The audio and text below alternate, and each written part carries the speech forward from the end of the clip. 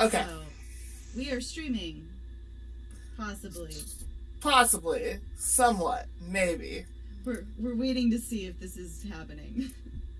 Yeah.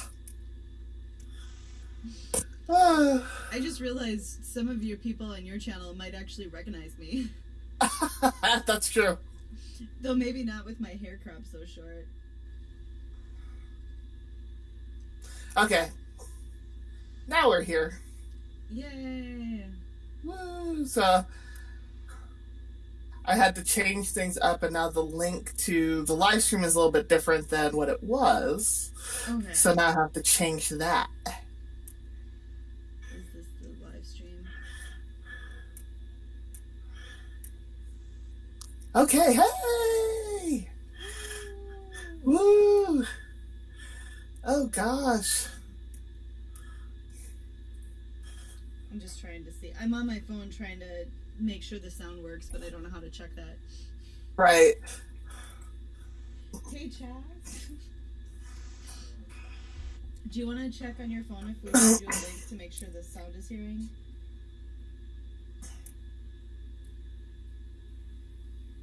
Actually, hold on a second. Talk a little. All right, let's see if this is working now. Are we doing it? Yep, it's working. So we can start. Okay.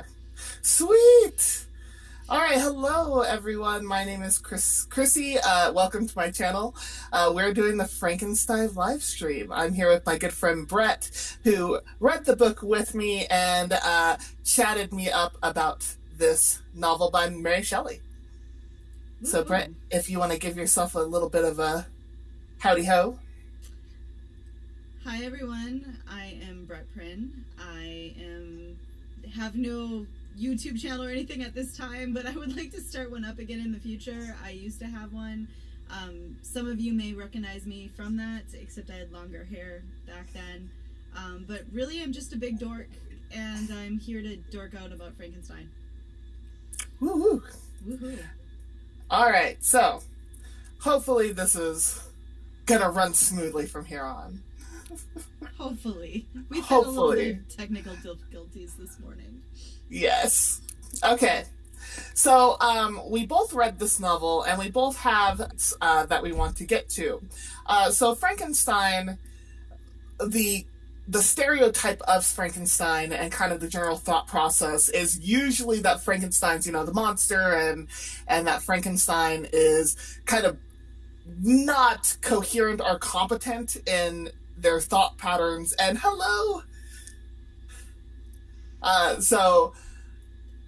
So when we think about that stereotype, this was the first time I ever read Frankenstein, and it's so very different from that archetype, right?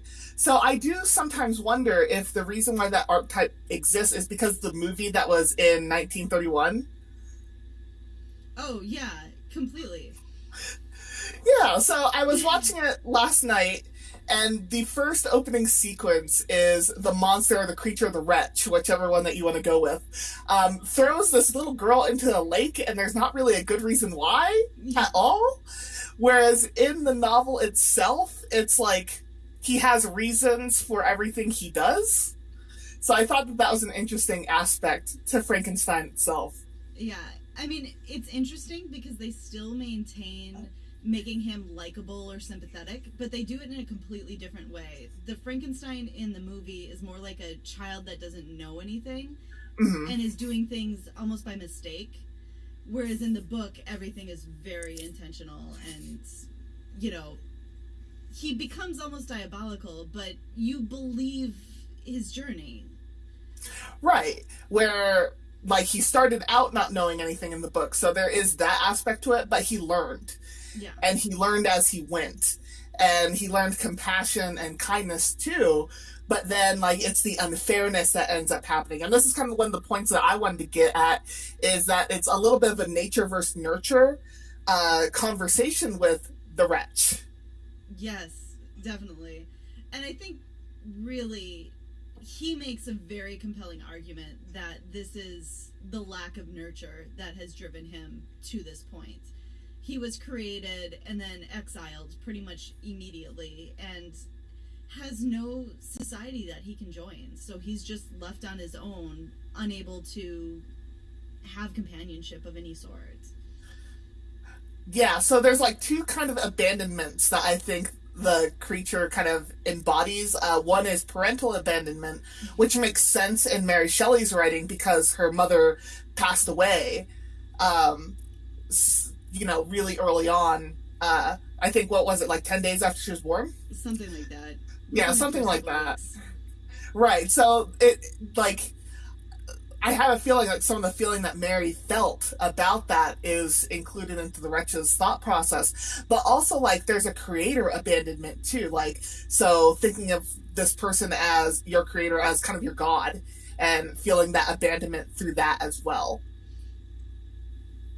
So that's kind of what I thought about the two types of abandonment and kind of how they formed the wretch's thought processes, like how it went from wondering why and just feeling outcasted to that feeling of anger and unfairness and unjust.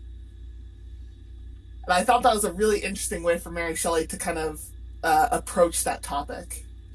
Well, and